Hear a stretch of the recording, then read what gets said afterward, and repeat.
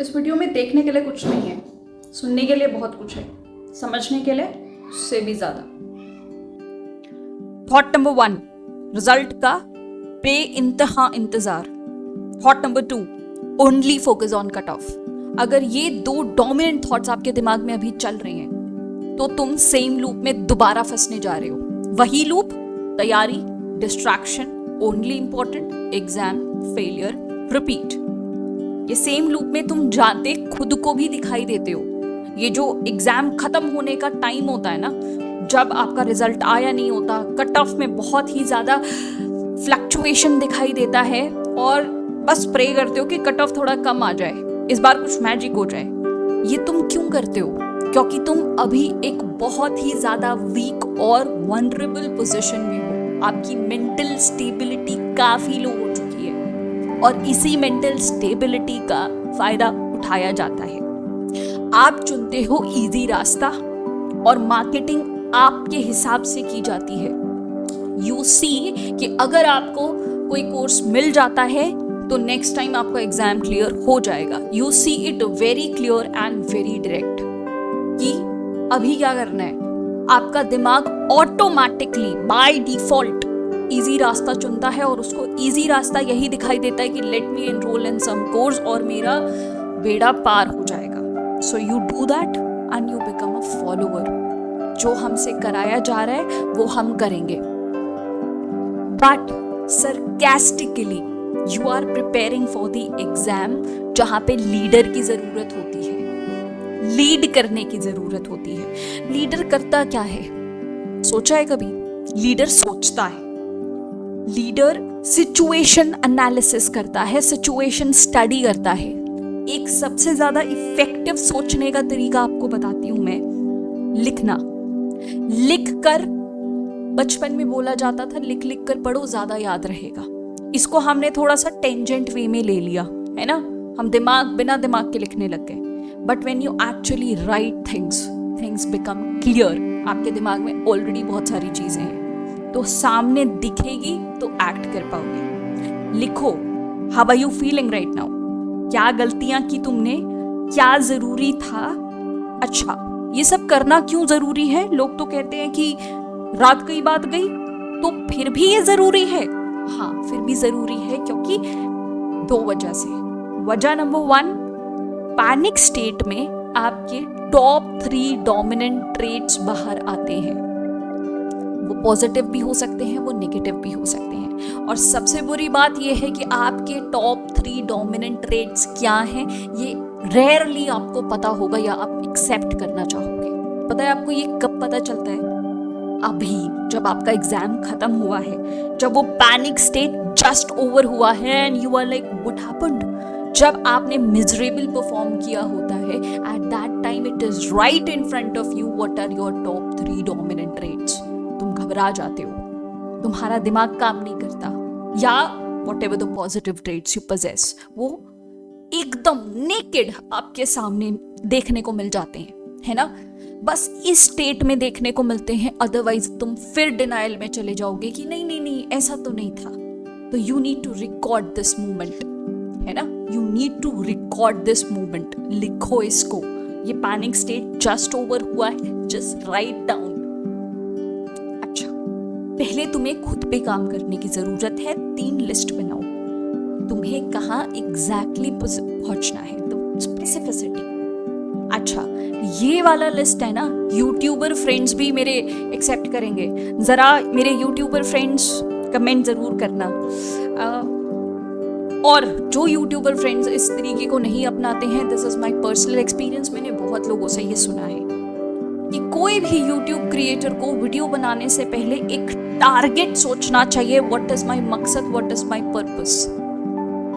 बहुत सारी वीडियोस का अगर मैं एग्जाम्पल दूं, पर्पस होता है कि we want to market this particular course. ये आपका स्पेसिफिक वजह है और फिर रिवर्स इंजीनियरिंग की जाती है कि how to put it. There comes the strategy video, there comes the action part वाला वीडियो। समझ आ रही है बात? तो रिवर्स इंजीनियरिंग सक्सेसफुल हुई है, सक्सेसफुल हमेशा से होती हुई आई है। तो जो YouTube स्टार्ट करना चाहता है, आप इस तरीके से भी YouTube स्टार्ट कर सकते हो। ये थी लिस्ट नंबर 1 कि तुम पहुंचना कहाँ चाहते हो, be very specific with that.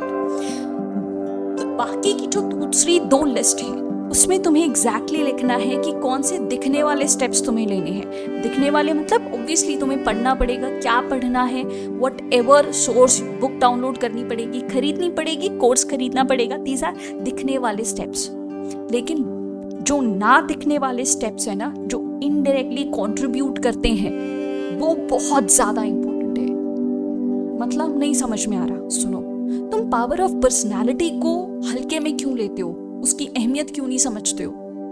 Personality, attitude, decision making को तो यार आतंकवादी लोग भी समझते हैं। मैंने अभी रिसेंटली IB-814 वेब सीरीज को देखा, आई लाइक्ड इट। आतंकवादी का ब्रेन वॉश हो चुका होता है, फिर भी वो समझते हैं कि बात इंसान में होती है, बात पर्सनालिटी, एटीट्यूड, डिसीजन मेकिंग में होती है। अब वो पॉजिटिव नेगेटिव है, उसको 2 मिनट के लिए एलिमिनेट कर दो। वेब सीरीज देखी मैंने, उनको क्यों अहमद उमर सैयद शेख चाहिए था, उनको क्यों मसूद अजहर चाहिए था, उनको क्यों मुश्तक ज़ारगार चाहिए था? इंसान को पाने के लिए उन्होंने इतना बड़ा रिस्क क्यों लिया? उनके पास क्या आतंकवादी की कमी है? नहीं। क्या उनके पास आर्म्स की कमी है? नहीं। क्या उनके पास फाइनेंस की कमी है? नहीं। उनको वो ही पर्टिकुलर पर्सनालिटी क्यों चाहिए थी? उनके एक्शंस जो थे, उनको ये जो हाईजैक था, कांधार हाईजैक, उससे रिलीज होने के 1 हफ्ते के अंदर ही जैश-ए-मोहम्मद बना। 20,000 लोगों को एड्रेस किया था मसूद अजहर ने। ये वही जैश-ए-मोहम्मद है जिसने हमारे पार्लियामेंट का अटैक प्लान करा, 26/11 अटैक प्लान करा मुंबई में, पुलवामा अटैक कराया। आप समझ रहे हो क्यों उनको वो पर्टिकुलर इंसान चाहिए था? ये छोड़ो, POK में अभी भी ज़ारगार रह रहा है, उसने मुजाहिदीन बनाया, और वही मुजाहिदीन इवन आज के डेट में, टिल डेट, वैली को जो हेवन ऑन द अर्थ बोला जाता है ना, उसमें दहशत मचा रहा है, उसको हेल बना के रख रहा है वो आज के दिन भी। अब तुम्हें समझ में आ रहा है, इवन आतंकवादी को भी पता है पावर ऑफ पर्सनालिटी क्या होती है। बात हमेशा बंदे में होती है, तो तुम्हें खुद में पहले बात डेवलप करनी पड़ेगी। ये जो इनडायरेक्ट चीजें हैं उस पे काम करना पड़ेगा।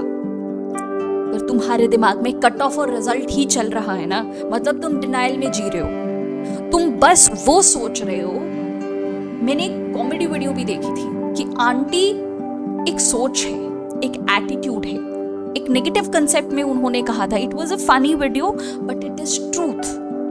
तुम भी वो आंटी बन चुके हो, वही सोच रहे हो, वही डिस्कस कर रहे हो जहां पे तुम्हारा कोई कंट्रोल ही नहीं है। क्या कर लोगे? कट ऑफ ज्यादा आ जाएगा, बढ़ जाएगा, तो कम भी आ गया तो क्या हो जाएगा? हाँ, मतलब that is not in your hands, right? Result आ जाएगा, कल आएगा, how does it matter to you? I know it does matter to you, लेकिन that is something which you can not do anything about, right? तुम अपनी energy वहां क्यों नहीं लगा रहे हो जहां पे एनर्जी लगाने से कोई रिजल्ट में चेंज आने वाला है? अच्छा, क्या तुमने मेरी जो वीडियो है एनालिसिस की, तुमने एनालिसिस पे ध्यान देना जरूरी समझा? क्या एग्जैक्टली एग्जाम में आया, क्या चेंजेस आए? नहीं, तुम्हारा फोकस बस पास्ट पे था कि पास्ट में जो हमने किया, जो हमसे हुआ, जो हमने एग्जाम में परफॉर्म किया, उसकी बस होप रखना कि सब अच्छा हो जाए, सब अच्छा हो जाए। दिस इज नेगेटिव होप रखना। तुम चीजों को, कंसेप्ट्स को ट्विस्टेड नजरिए से देख रहे हो, ये नहीं कर रहे हो ना तुम। तो अगले एग्जाम में भी बस यही होने वाला है कि हाथ जोड़कर बस कहोगे कि यार कट ऑफ काश इस बार कम आ जाए, रिजल्ट जल्दी आ जाए, क्योंकि ये पैनिक स्टेट हमसे झेला नहीं जा रहा। अब आते हैं प्रैक्टिकल स्टेप्स पे कि तुम्हें करना क्या है। सुनो ध्यान से। सबसे पहले लिखो क्या गलती करी तुमने। जो पेपर खत्म हुआ अभी, उसका डिटेल एनालिसिस देखो, मैंने करा हुआ है, उसको जाके एक बार देखो। खुद का प्लान बनाओ, खुद का प्लान, ठीक है, कि तुमने कैसा परफॉर्म करा है। बहुत बड़े टारगेट्स लिखो कि अल्टीमेट गोल क्या है तुम्हारा। 2025 का एग्जाम है, मतलब आपकी कमिश्निंग शायद 2026 तक होगी।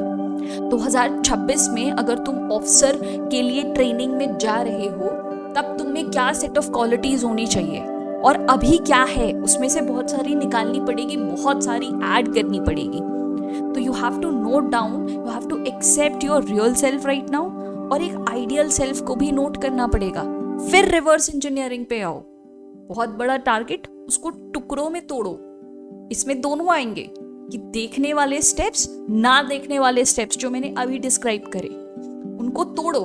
इतना तोड़ो कि हर एक महीने में क्या करना है, हर एक हफ्ते में क्या करना है, हर एक दिन में क्या करना है, और दिन को भी अच्छे से ऑर्गेनाइज करो।